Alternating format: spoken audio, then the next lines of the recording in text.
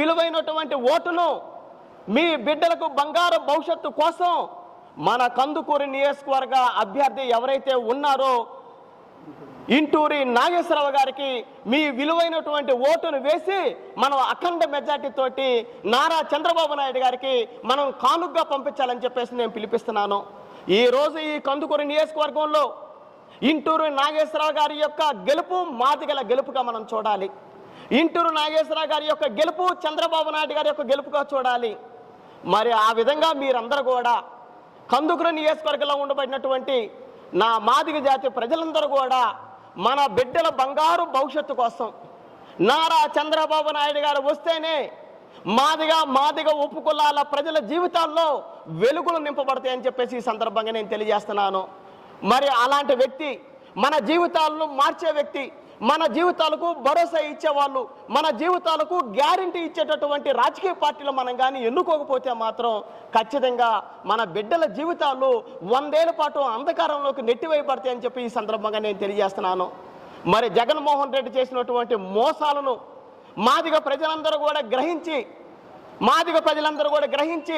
వర్గీకరణ జరుగుతున్నటువంటి కాలంలో సుప్రీంకోర్టులో విచారణ జరుగుతుంటే ఫిబ్రవరి 6, 7, 8 తేదీల్లో సుప్రీంకోర్టులో విచారణ జరుగుతున్న సందర్భంలో ఆంధ్రప్రదేశ్ ప్రభుత్వం నుంచి ఒక న్యాయవాదిని పెట్టాలని చెప్పేసి ఎంఆర్పిఎస్ ప్రతినిధి బృందం జగన్మోహన్ రెడ్డి గారికి విన్నవిస్తే కనీసం కలవడానికి కూడా మనకు అపాయింట్మెంట్ ఇవ్వకుండా మనల్ని అవమానించారు. సరే, అపాయింట్మెంట్ ఇవ్వకుండా అవమానించడంతో పాటుగా సుప్రీంకోర్టులో మాదిగ జాతి చిరకాల ఆకాంక్ష వర్గీకరణ మీద 7 సభ్యుల రాజ్యాంగ ధర్మాసనం విచారణ కొనసాగిస్తున్న సందర్భంలో కనీసం లాయర్ను కూడా పెట్టకుండా మాదిగ జాతికి కుట్రలు చేసినటువంటి వ్యక్తి ఎవరన్నా ఉన్నారు అంటే అది జగన్మోహన్ రెడ్డి గారు మాత్రమే అని చెప్పి ఈ సందర్భంగా నేను తెలియజేస్తున్నాను. మరి అలాంటి వ్యక్తికి మీరు కానీ ఓట్లు వేస్తే మాత్రం మీ బిడ్డలు 100 ఏళ్ళు వాళ్ళు జీవితాలు అంధకారంలోకి వెళ్ళడానికి అవకాశాలు ఉన్నాయి. కాబట్టి మన జీవితాల్లో వెలుగులు నింపాలంటే నారా చంద్రబాబు నాయుడు గారు తప్పితే మరొక మార్గం లేదు. మరి నారా చంద్రబాబు నాయుడు గారు, మరి పెద్దలు నారా చంద్రబాబు నాయుడు గారు గతంలో వర్గీకరణ చేశారు, మరి చేస్తామంటున్నారు.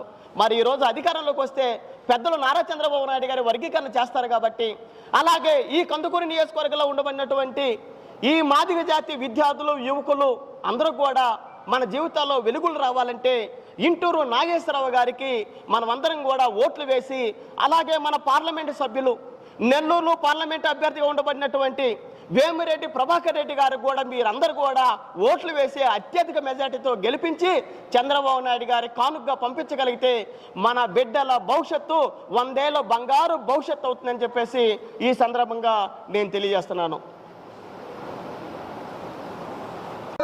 బలపరిచిన అభ్యర్థి ఇంటూరు నాగేశ్వరరావు గారిని గెలిపించుకుందాం. వెయ్యాలి. గెలిపించుకుందాం. ఇంటూరు నాగేశ్వరరావు గారిని గెలిపించుకుందాం. పార్లమెంట్ అభ్యర్థి వేమిరెడ్డి ప్రభాకర్ రెడ్డి గారిని గెలిపించుకుందాం. చంద్రబాబు నాయుడు గారి నాయకత్వం వర్ధిల్లాలి. మందకృష్ణ గారి నాయకత్వం వర్ధిల్లాలి. చంద్రబాబు నాయుడు గారి గెలుపు. చంద్రబాబు నాయుడు గారి గెలుపు. చంద్రబాబు నాయుడు గారి గెలుపు. చంద్రబాబు నాయుడు గారి గెలుపు. వర్ధిల్లాలి గౌరవశ్రీ మందకృష్ణ మాది గారి నాయకత్వం. వర్ధిల్లాలి గౌరవశ్రీ మందకృష్ణ మాది గారి నాయకత్వం. కందుకూరు మాదిగల ఐక్యత. కందుకూరు నియోజకవర్గ మాదిగల ఐక్యత.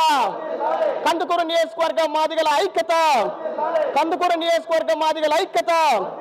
ఇంటూరు నాగేశ్వరరావు గారికి మన ఓటు. ఇంటూరు నాగేశ్వరరావు గారికి మన ఓటు. కందుకూరు నియోజకవర్గ అభ్యర్థి ఇంటూరు నాగేశ్వరరావు గారికి మన ఓటు.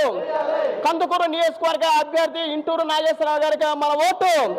నెల్లూరు పార్లమెంటు అభ్యర్థి వేమిరెడ్డి ప్రభాకర్ రెడ్డి గారికి మన ఓటు. నెల్లూరు పార్లమెంటు అభ్యర్థి వేమిరెడ్డి ప్రభాకర్ రెడ్డి గారికి మన ఓటు. వర్ధిల్లాలి గౌరవశ్రీ మందకృష్ణ మాది గారి నాయకత్వం. చంద్రబాబు నాయుడు గారి గెలుపు. వర్గీకరణకు కట్టుబడి ఉండబడినటువంటి చంద్రబాబు నాయుడు గారి గెలుపు. వర్గీకరణకు కట్టుబడి ఉండబడినటువంటి చంద్రబాబు నాయుడు గారి గెలుపు. కందుకూరు నియోజకవర్గం మాదిగల ఐక్యత. కందుకూరు నియోజకవర్గం మాదిగల ఐక్యత.